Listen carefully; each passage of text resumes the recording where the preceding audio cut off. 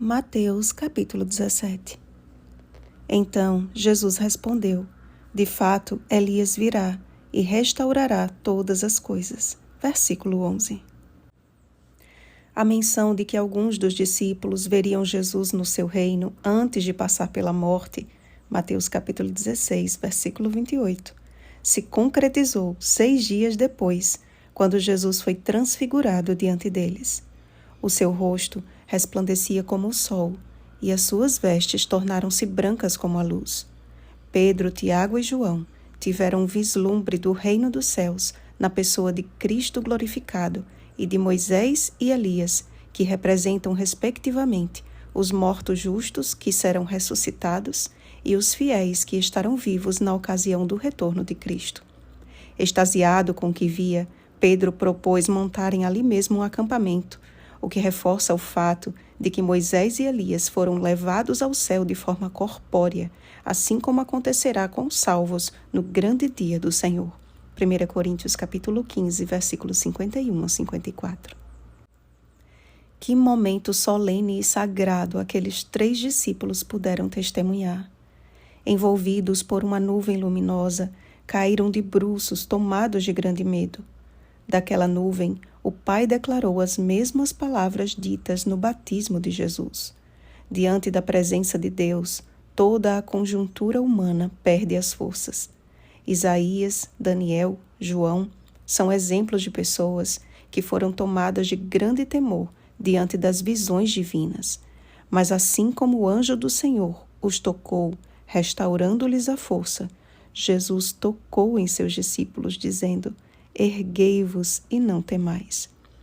Por mais emocionante e marcante que fosse aquela experiência, ela só poderia ser compartilhada após a ressurreição de Cristo.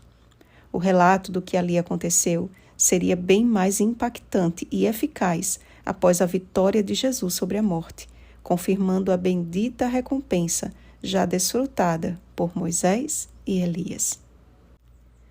A profecia acerca de Elias e a forma como os escribas acreditavam que aconteceria também explica a atitude de Pedro em se oferecer para armar tendas. É bem provável que ele tivesse ligado aquele momento à profecia, julgando que Elias havia chegado. Jesus desvendou então o verdadeiro sentido profético de que a vinda de Elias não se tratava do próprio Elias vindo à terra, mas da representação de 2 ministérios. Um que antecederia a primeira vinda de Cristo, que foi o de João Batista, e outro que antecede o seu segundo advento. Por isso que Jesus usou uma aplicação no passado. Eu, porém, vos declaro que Elias já veio, e outra no futuro. De fato, Elias virá. Como João Batista, Deus separou um povo peculiar nos últimos dias, a fim de habilitar para o Senhor um povo preparado, um povo que vai adiante do Senhor no espírito e poder de Elias. Lucas capítulo 1, versículo 17. Enquanto Jesus estava no monte, na presença do Pai, Satanás se manifestava na vida de um menino, o qual não pôde ser curado pelos discípulos. Estamos lidando constantemente com um inimigo de forças superiores. Seria impossível vencê-lo, não fosse a intervenção de Cristo. Mas para que isso aconteça, é preciso ter fé. É necessário habitar no esconderijo do Altíssimo, Salmo 91, versículo 1, por meio de oração e jejum.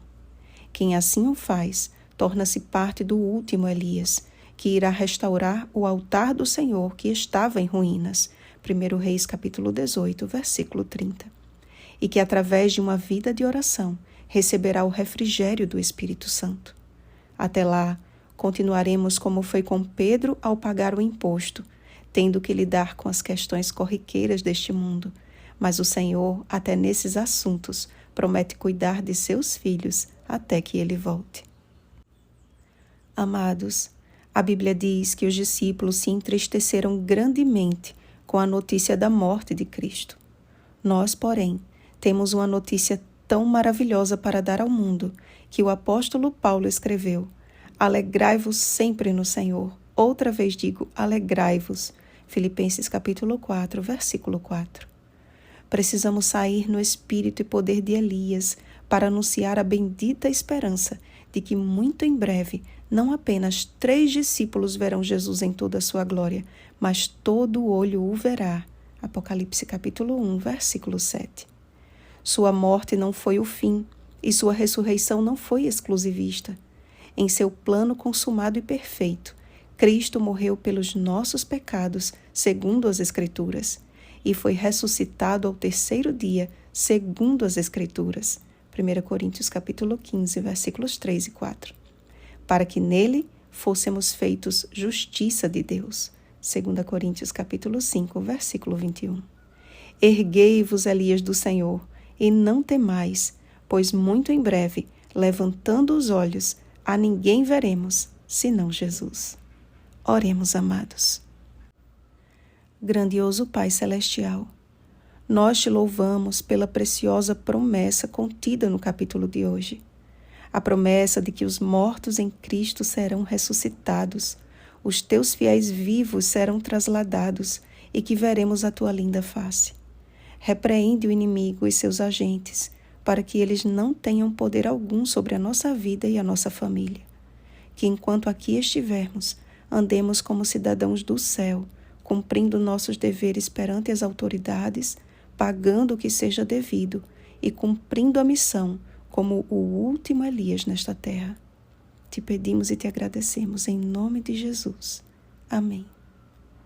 Vigiemos e oremos. Um bom dia da preparação, último Elias. Oremos pelo batismo do Espírito Santo. Oremos uns pelos outros. Rosana Garcia Barros.